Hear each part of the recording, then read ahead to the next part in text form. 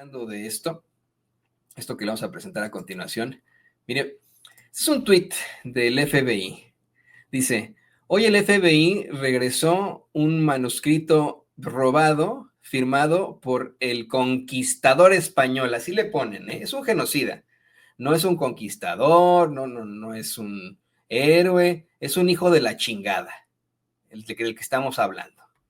El conquistador español Hernán Cortés al gobierno de México.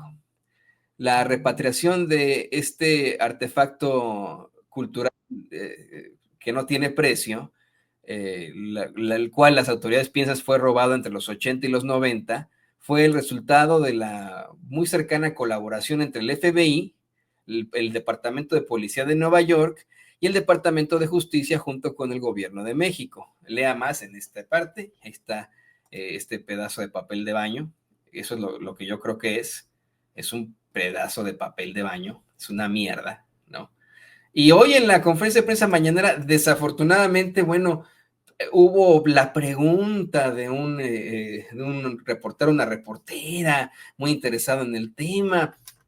La presidenta, luego con mucho respeto, le dio la palabra a esta persona que es ávida de la historia, ¿no? Que es historiador y etcétera, y dijo, este es un, priceless es invaluable, ¿no? Se me fue la palabra. Este es un artefacto invaluable y la fregada. No, señores, este es papel de baño. Eso es para limpiarnos el trasero. Esta es una mierda. Esto yo no sé usted, pero esto no, yo no lo quiero. Yo no quiero un documento que tiene la firma de un genocida, hijo de la chingada, que provocó destrucción y muerte en México. Yo no. Mire, por supuesto que habrá muchas voces que digan, oye, Toño, es que de no ser por la invasión de España a México, la ocupación y genocidio, pues tú no existirías. Efectivamente, sí, compartimos mapa genético con el pueblo español, ¿no? Yo no tengo nada en contra del pueblo español, todo lo contrario. Compartimos mapa genético, nos guste o no, pero más bien nos guste no, porque se hicieron muchas violaciones, porque hubo violaciones. Va a decir, ¿qué? Entonces tus tatarabuelas fueron violadas. Pues sí, efectivamente, sí. Sí, señor. Sí, señora. Somos, y está en 100 años, no, perdón, en el laberinto de la soledad. Pues somos un pueblo violado, nos guste o no. Existimos, sí, pero no gracias a eso, es gracias a una injusticia. Y no tenemos por qué estar agradeciendo la injusticia. Pero bueno, hay mucho de qué platicar al respecto. Por eso es que he invitado al historiador Molay Maza Ontiveros, quien ya se conecta con nosotros. ¿Cómo estás, Molay? Bienvenido aquí a Con Toño Ruiz, qué gusto verte. Bienvenido aquí a Con Toño Ruiz. Hola, Toño, ¿sí me escuchan bien? Perfectamente. Gracias, estoy acá en la chamba, ya sabes. Muy contento de que me invites y pues aquí dispuesto a colaborar en lo que se me pida. Pues es un tema contencioso, querido amigo, un tema controvertido. El regreso de este documento, de este manuscrito que está firmado por el genocida Hernán Cortés, a mí me parece indignante y ofensivo. Lo digo con mucho respeto, es una crítica constructiva, que incluso en la mañanera se haya destacado esto, que le hayan dado la palabra a este historiador para que dijera, no, sí, es un documento invaluable el que tenemos en nuestras manos y que nos regresa el FBI y que fue robado en los años 80, 90.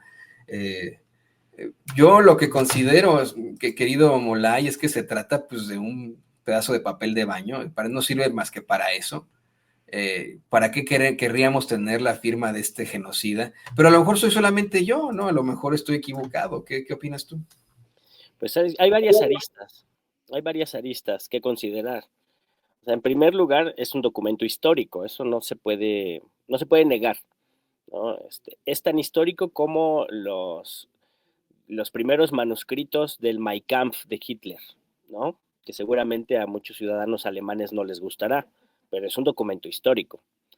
En sí mismo tiene valor, ¿no? Porque tiene ese solo papel puede ayudar a descifrar muchos enigmas relacionados con su contexto. O sea, un documento histórico no solo es lo que simbólicamente tiene, es decir, ese documento que nos devolvieron los gringos del FBI, que seguramente, no sé, algún oligarca se lo vendió a alguien que vio oportuno devolverlo por algún oportunismo político.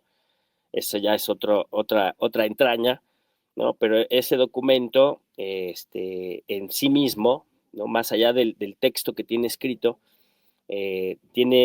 contiene sustancia histórica, por decirlo de alguna manera. El documento en sí nada más es una nota de pago, ¿no? Como ya lo dijeron en la mañana. Y tiene la firma de un sujeto histórico, un personaje de la historia, ¿no? Que es un personaje complejo, que hay que estudiar. Yo recomiendo mucho que se lean biografías, estudien al personaje, ¿no? Porque sí, es un invasor, es un genocida, es un conquistador, es un asesino, es un criminal, pero forma parte de un imperio, que era el Imperio Español, forma parte de un contexto cultural, de un contexto político, ¿no? La forma en que logra engañar y dominar a los pueblos indígenas para hacerlos confrontarse y estar a su favor, y la forma en que logra luego instaurar la colonización, pues no son no son cosas simples, ¿no? Hay que estudiarlas, hay que entenderlas, hay que comprenderlas, y el personaje, Hernán Cortés, jugó un papel fundamental, ¿no?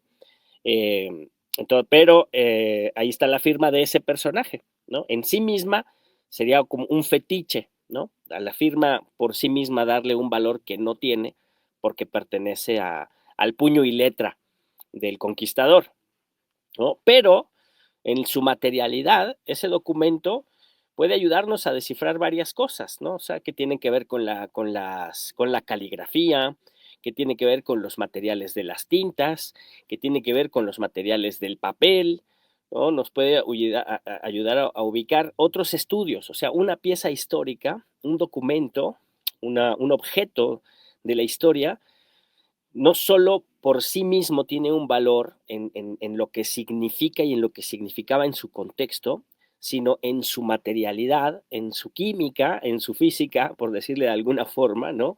También nos puede ayudar a desentrañar otros misterios, incluso que a veces no tienen nada que ver con lo que el documento es en sí, ¿no? Entonces, por eso es importante la recuperación de un documento histórico, no solo por su valor testimonial, no solo por lo que diga en puño y letra, no solo por estar firmado por tal o cual persona, sino por su contexto y por su materia y por todas las investigaciones que se pueden desarrollar a partir de ese objeto del pasado, ¿no? Esa es una arista del fenómeno, ¿no? Por lo que yo creo que es loable que se nos devuelvan y que los resguardemos, ¿no? Eh, lo otro es la política del gobierno de México, ¿no? Del gobierno que inicia la cuarta transformación, de recuperar los objetos de nuestra historia, ¿no? En todo el periodo neoliberal, la política del gobierno era destruir los objetos de nuestra historia y vender nuestra historia y regalar los objetos de nuestra historia a los ricos, ¿no? Nuestro patrimonio cultural ha sido desmantelado y corrompido y destruido por quien tiene lana de pagarse que alguien vaya y se meta al Archivo General de la Nación o al Museo Nacional de Antropología e Historia o a cualquier otro archivo y museo, se metan, lo vandalicen, lo roben, lo hurten para meter al mercado negro las piezas de nuestra historia. Y eso nuestro país lo ha sufrido durante décadas. Funcionarios corruptos que tienen a su resguardo el patrimonio de nuestro pueblo y lo utilizan como mercancía, se lo apropian y lo venden, ¿no? Y el periodo neoliberal fue un periodo fructífero en ese tipo de robos y hurtos que todavía está por investigarse, ¿eh? Hay mucho que no se ha investigado. Pero el gobierno de Andrés Manuel López Obrador inicia una política de recuperación, ¿no? Mi patrimonio no es mercancía, ¿no? Algo así. Y entonces, varios gobiernos de izquierda y de derecha han tomado cartas en el asunto y atendido al llamado de nuestro país de devolver lo que se han robado, devolver lo que encuentran en ¿cómo se llaman estas formas de vender y comprar que usan mucho los ricos? Las Las subastas, subastas. ¿no? Donde se subasta nuestro patrimonio histórico Y se pueden recuperar documentos como este, papeles que parecieran no tener ningún significado, pero ya insisto en que tiene su importancia histórica, su importancia académica, ¿no? Pero se pueden recuperar también piezas invaluables del arte de nuestros pueblos originarios, y eso sí se ha logrado también. Entonces, es trascendente, es importante que se señale lo fundamental que es recuperar este documento como otras piezas, ¿no? Y decirlo porque se lanza la señal de que nuestro patrimonio no es mercancía y de que nos lo tienen que devolver. Todavía hay piezas invaluables que están perdidas, incluso piezas monumentales que desaparecieron de sus sitios originales, ¿no? Cabezas colosales que desaparecieron de sus sitios originales tiempo atrás, no nada más en el periodo neoliberal, ¿no? O sea, nuestro pueblo ha sido objeto de saqueos desde que se encontraron las primeras ruinas arqueológicas, ¿no? No por nada fueron los europeos los que estaban más interesados en venir a escarbar y venir a ver qué sacaban y qué se llevaban, ¿no? Porque allá lo vendían. Muchas piezas estarán en el Museo Británico, muchas piezas estarán en varias partes. Y es muy interesante esto. Cierro mi reflexión porque justamente los patrimonios que luego se concentran en los museos de las metrópolis, ¿no? Las metrópolis coloniales como Inglaterra, como Alemania, como Estados Unidos, ¿no? Esas metrópolis coloniales que han ido a pueblos donde dominan a sus comunidades, asesinan a sus pueblos, controlan política e ideológicamente a sus comunidades y saquean los recursos naturales, eso va acompañado también de un saqueo cultural, de una apropiación cultural, y ahí están las piezas, ¿no? Vayan al Museo de Ripley y van a ver, el Museo de Ripley no es otra cosa que un museo del saqueo colonial de un gringo millonario que se paseó por África robándose el patrimonio cultural de pueblos africanos. Y ahí está en el museo como lo increíble, ¿no? Ahí lo venden como lo increíble porque pues te narran una historia ahí de terror vinculada a una pieza de arte africano, ¿no? Y lo mismo hacen con el arte de los pueblos originarios de nuestro país y de Centroamérica y de Sudamérica, ¿no? Y de los incas, de los mayas, ¿no? Entonces, ahí en las colecciones, en las grandes colecciones de arte de los pueblos originarios que se concentran en las metrópolis, se puede ver también un barómetro del colonialismo y del saqueo cultural en contra de nuestras naciones, ¿no? Cuando un pueblo alcanza su soberanía y reclama la devolución de su patrimonio que ha sido sacado, también es un acto de independencia, también es un acto de libertad y es parte de la lucha ideológica en contra del colonialismo, ¿no? Aunque ese papelito sea un papelito firmado por un genocida, que estoy de acuerdo, es un documento que representa una política de recuperación del patrimonio cultural de nuestro país. Por eso es importante, aunque sea firmado por Hernán Cortés. Pero, a ver, por ejemplo, los alemanes, bien lo mencionabas, ¿no? Los alemanes intentaron después de la Segunda Guerra Mundial borrar todo lo que tuviera que ver con el nazismo. Cuando se encuentran los supuestos restos de Hitler, se les entierran en un paraje desolado, sin ninguna placa, para que no se les rinda pleitesía de alguna otra forma. Es el caso también de alguien tan asqueroso como Hernán Cortés. Hernán Cortés, si no me equivoco, está en este hospital, está por ahí por el Metro Valderas. Es que yo no estoy muy bien, tengo entendido que está en el Hospital de Jesús Nazareno, ahí en el centro histórico, dentro de un nicho tapiado y sin señalización ostentosa. Algo que dices Hernán Cortés, 1485-1547, ¿no? Eso es lo que tengo entendido, porque, bueno, pues obviamente su figura es controvertida y para muchos deberían regresar sus pinches huesos a España, ¿no? Yo pensando en el gran daño que le causó a este continente, deja tú a lo que hoy es el pueblo de México, a este continente, un personaje de ese estilo, pues creo que sí debería eliminarse cualquier tipo de vestigio que tenga que ver con él. Mencionas Mein Kampf, ¿no? Tratado de mierda que escribió Hitler en la cárcel, donde era atendido como si fuera, pues vamos, ¿no? El rey de la cárcel. Eh, yo creo que ni siquiera los alemanes gustarían de tener este manuscrito como parte de su historia. A lo mejor los neonazis sí, pero no podemos de ninguna forma olvidar, por ejemplo, la matanza de Cholula, no podemos olvidar la matanza de Tenochtitlán, no podemos olvidar que Cortés institucionalizó la esclavitud en México disfrazada de la encomienda, ¿no? O sea, esa era la encomienda, también institucionalizó el aperreamiento, también explotó México de una manera terrible, provocó abusos sexuales, matrimonios forzados, violaciones, manipulaciones políticas, delitos contra sus propios hombres, incluso, bueno, además de los que no se contaban contra los pues verdaderos habitantes de este continente. Un legado de destrucción cultural espantosa, tú y yo lo vimos la semana pasada, lo platicamos la semana pasada ahí enfrente del Templo Mayor. Yo sí creo, te soy perfectamente honesto, pero me gustaría debatirlo contigo, que este es papel de baño, que esto debe en todo caso pertenecer a una fogata, que esto, mira, suscríbase y si puede, apoye este proyecto de periodismo libre e independiente con un super chat. No le hace que este sea un video pregrabado, también nos puede hacer un donativo.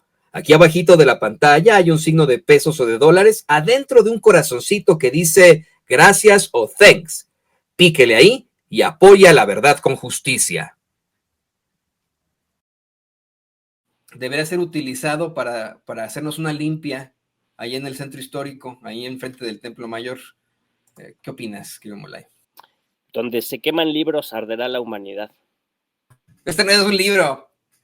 Este no es un libro, es un texto X. Es un Es texto. un papel. Es un texto. Fíjate, para los historiadores siempre hay que tener un resguardo del documento y del objeto histórico.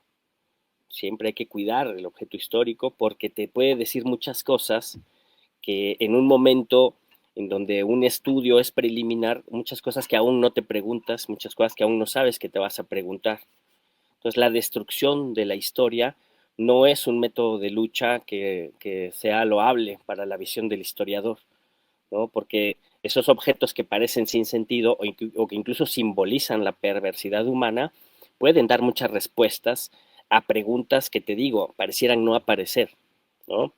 Yo creo que lo que hay que desmontar, contra lo que hay que luchar es cuál es el legado de quienes han sido perversos en la historia. Y yo te decía, Hernán Cortés forma parte de un sistema colonial, forma parte de un sistema imperial, ¿no? Más que olvidar y enterrar y borrar la memoria de personajes como Hernán Cortés, hay que entender cuál era el sistema económico, cuál era el sistema político, cuál era el sistema social, cuál era el sistema cultural al que pertenecía una persona como Hernán Cortés. Y hay que estudiarlo para entenderlo y para que no se repita. Porque lo que nos está pasando con humanidad es que borramos lo que no nos gusta y repetimos las mismas conductas y las mismas prácticas. Y ahí está Gaza. ¿Sí? Sí. Los alemanes hoy tienen un gobierno hitleriano. Los alemanes han votado por un gobierno hitleriano, un gobierno represor, un gobierno racista, un gobierno persecutor, un gobierno que está ilegalizando la protesta en contra del genocidio en Gaza. Hoy los alemanes tienen un gobierno nazi, otra vez. Ah, pero el Mein Kampf que nadie lo lea. No, a Hitler que nadie lo reivindique. Olvidemos a Hitler todos, pero son nazis otra vez los alemanes. ¿Qué dijo el presidente de Alemania, Merz? Dijo, Israel está haciendo el trabajo sucio. Israel nos está haciendo, fíjate, el trabajo sucio. ¿Y qué estaba haciendo Israel? Destruyendo, aniquilando, exterminando al pueblo en Gaza y bombardeando Irán. Eso es nazi. Los alemanes hoy son un país gobernados por los nazis otra vez y la mayoría ni siquiera se ha dado cuenta porque olvidaron a Hitler, olvidaron su política económica, olvidaron el genocidio y lo están repitiendo. El borramiento lo que hace es que repitamos las conductas enfermas y podridas de los sistemas de opresión. Hay que entender los sistemas de opresión. A los personajes históricos hay que hacerles justicia y ponerlos en el lugar que les toca. pero no olvidar, porque olvidar nos lleva a tener conductas racistas. En México ya se eliminó el racismo porque ya, como Hernán Cortés está en una pinche urnita y en una iglesia pedorra, ya no somos racistas, ya no somos clasistas, ya no somos colonialistas. Pues no, al contrario, somos un país donde sigue gobernando la pigmentocracia.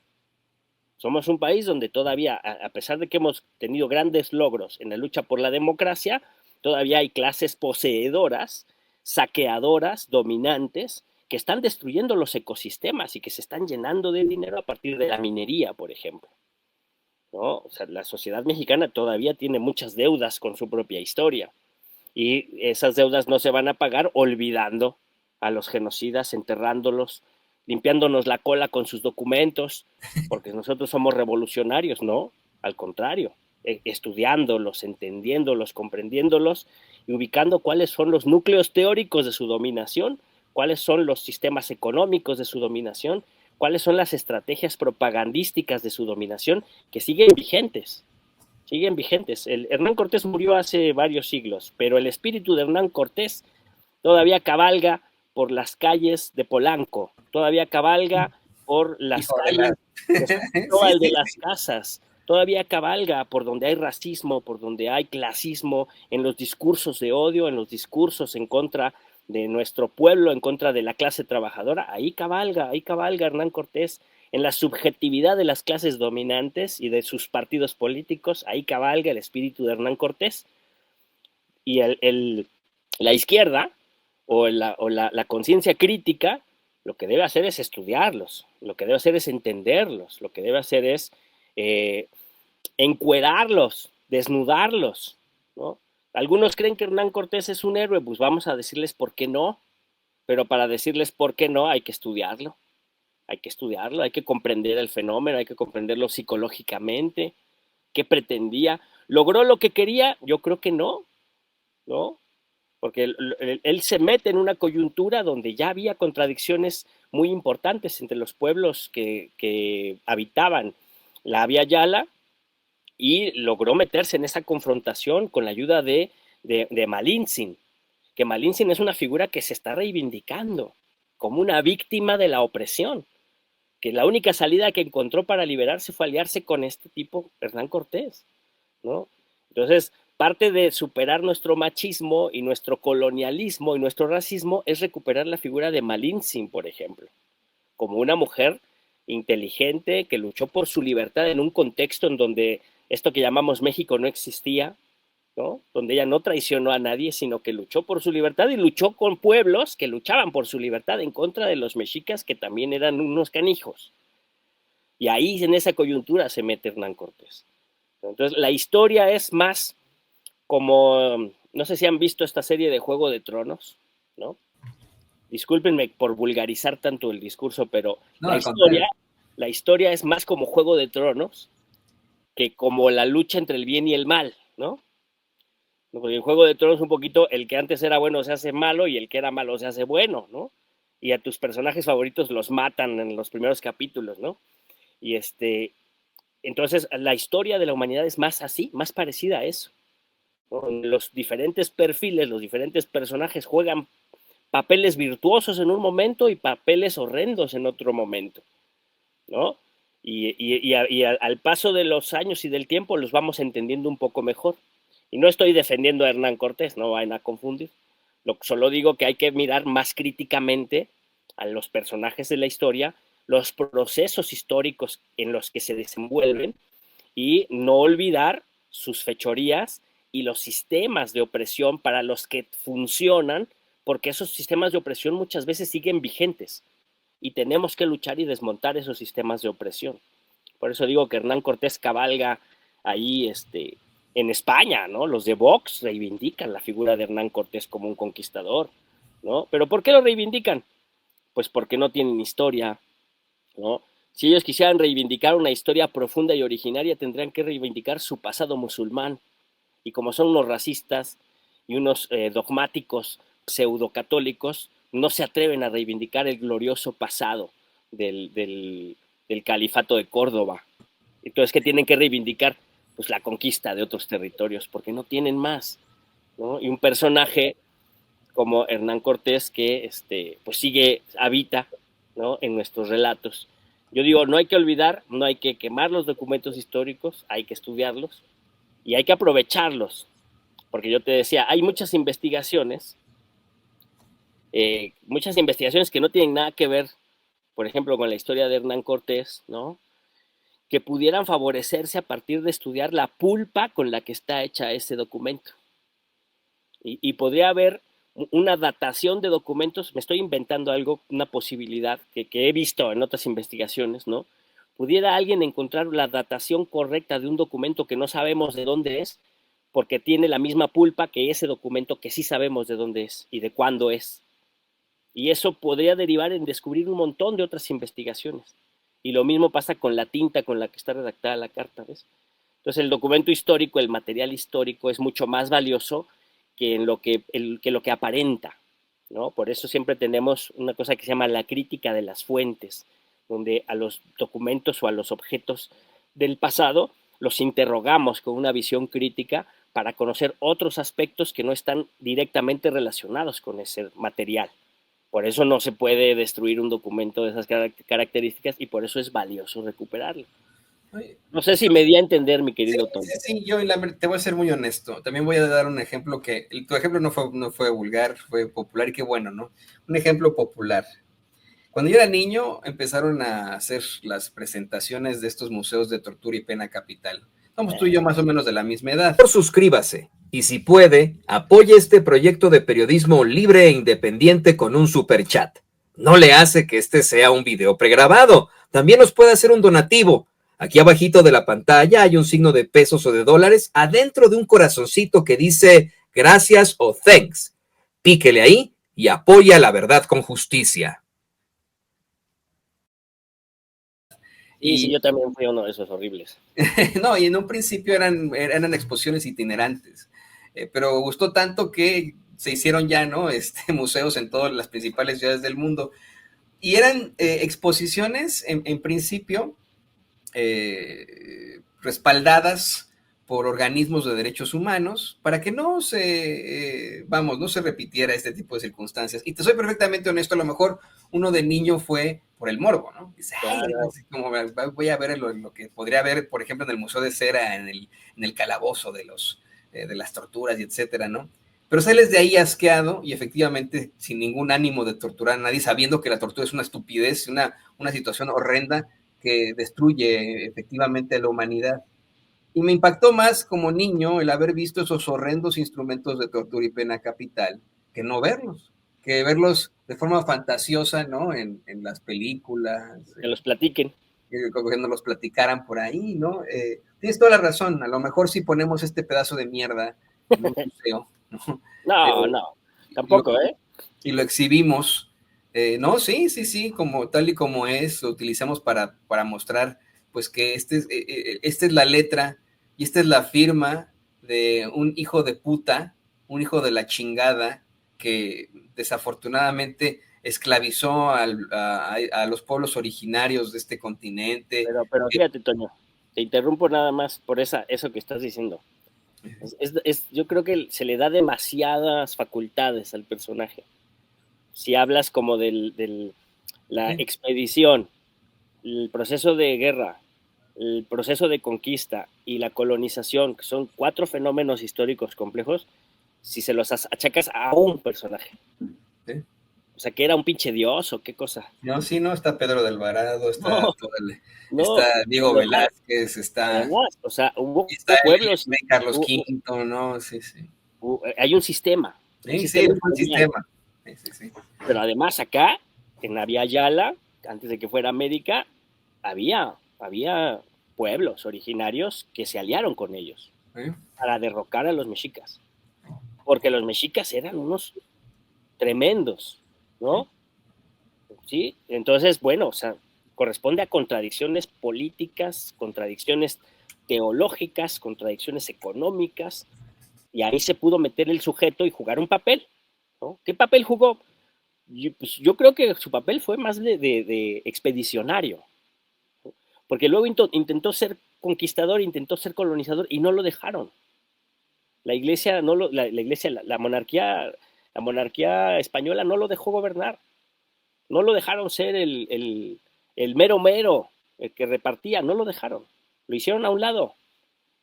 Quedó como un expedicionario ahí que medio administró un periodo, pero no lo dejaron. Entonces tampoco es un tipo tan relevante, ¿eh? Más bien es el sistema colonial, el sistema imperial. El sistema imperial, luego todo el proceso de la construcción, la articulación de la fuerza para hacer la guerra, ¿no? La guerra por Mesoamérica, ¿no? La guerra por Tenochtitlan, que es una de las batallas más importantes de la historia de la humanidad, ¿no? Y la perdimos, o bueno, la perdieron nuestros antepasados mexicas, ni hablar del Peluquín, pero luego viene todo un proceso muy complejo de conquistas. Y ese proceso complejo de conquistas, con ese al final, porque son varias, no culminó, porque los pueblos que resistieron a esas conquistas siguen ahí y siguen luchando por su libertad y por su autonomía y por la justicia. Y es una deuda que tiene el México moderno, el México que surge de la independencia de 1810, ¿no? El México republicano tiene una deuda con esas comunidades, con esos pueblos que resistieron a la colonización y a la conquista. Y por eso hay que recuperar la memoria y el respeto y la dignidad de esos pueblos, de esas comunidades en resistencia. ¿No? Y además, tienes toda la razón, lo estamos sobrepasando, ¿no? Estamos endiosando a un personaje que pues, era más bien como cualquiera de estos empresarios sin escrúpulos que siguen saqueando a México. Me voy a pensar en este cuate, que yo creo que ya no existe, pero cuando existía, pues fue en definitiva muy negativo para México, el dueño de OHL. Recordaremos esta foto que el mismo Andrés Manuel López Obrador compartió en su momento, de cómo está incluso ahí regañando a quien en ese entonces era gobernador del Estado de México, cuando estaban construyendo, pues vamos, el segundo piso, que cobran en el Estado de México y que pues también acarrea una serie de injusticias a su alrededor. Vamos, ¿no? Tienes toda la razón, pues es un saqueador más, ¿no? Y de los que siguen cabalgando en México con el mismo corazón de Hernán Cortés, ¿no? O sea, colonial.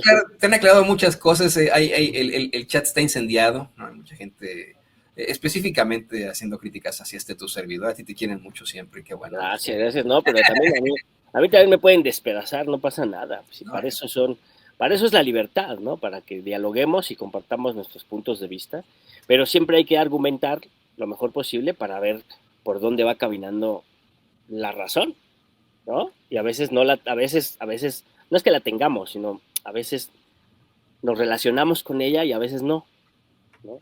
Pero sí, hay que tener humildad para saber cuándo no. Sí, no, y yo estoy de acuerdo, ¿no? La verdad, yo hoy he hablado desde las tripas, pero Haces por bien. supuesto que Muy sano. el querido Molay me ha hecho reflexionar y por supuesto que pues lo llevo a gran consideración. Y yo te agradezco, querido Molay, que hayas estado enfrente de estas pantallas una vez más y espero que regreses muy, muy pronto para seguir platicando estos temas que no se platican en ninguna otra parte. Me puse a pensar en esta canción, la que mencionabas, la controversia de Malintzin, esta canción de Botellita de Jerez, que termina siendo pinche Malinche, lo cortés no quita lo Cuauhtémoc. Sí, es buenísima esa canción. Está también la canción de Gabino Palomares. Sí, no, también La maldición. maestro Gabino Palomares, una canción histórica ya, ¿no? Que definitivamente pues habla mucho de nuestra idiosincrasia, ¿no? Sí, Claro. claro que sí. Hay que tener capacidad reflexiva, ¿no? O sea, Sí. claro. O sea, hemos usado el concepto de malinchismo para quien no está del lado de lo mexicano, pero ¿qué es lo mexicano? ¿No? O sea, lo mexicano es lo popular, lo indígena, lo profundo, o lo mexicano es lo oligárquico, lo que se adueña, lo que consume, lo que vende a la nación, ¿no? Porque las oligarquías, que habitaban este territorio, pues también se reivindicaban muy nacionales y muy mexicanas, ¿no? Tuvieron su época de que estaba muy de moda andar de vestido indígena y cosas así, ¿no? Entonces, más bien lo mexicano que será, ¿no? No será muchas mexicanidades que se articulan y que pueden convivir en democracia y en armonía siempre y cuando se respete la justicia y el derecho de los pueblos, o será lo mexicano el control y la dominación de los poderosos y los de arriba, los blanqueados, ¿no? Esa es la gran pregunta que nos hace la democracia y que nos hace la lucha por la justicia todos los días, ¿no?